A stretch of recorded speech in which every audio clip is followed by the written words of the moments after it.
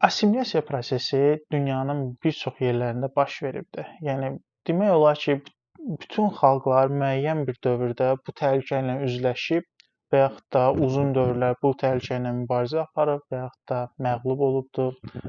Bəziləri isə hələ də mübarizə aparır, talışlar kimi. Amma assimilasiyanın da ciddi fərqləri var. Burada biz təbii və süni şəkildə yaradılmış assimilasiyadan söhbət edə bilərik. Təbii assimilasiya bir xalqın və yaxud da bir dövlətin öz mədəniyyətini tədricən itirməsi və beynəlxalq və yaxud da digər xalqın mədəniyyətinə adaptasiya olması prosesidir. Məsəl üçün biz Hollandiyada hal-hazırda təbii şəkildə assimilasiya prosesi görürük. Hollandlar öz dillərində danışmağı artıq tərcih etməyə başlayır tədricən. İngilis dili məşhurlaşmağa başlayır və Holland mədəniyyəti daha çox beynəlxalq bir mədəniyyətin bir hissəsi kimi görünməyə başlayır.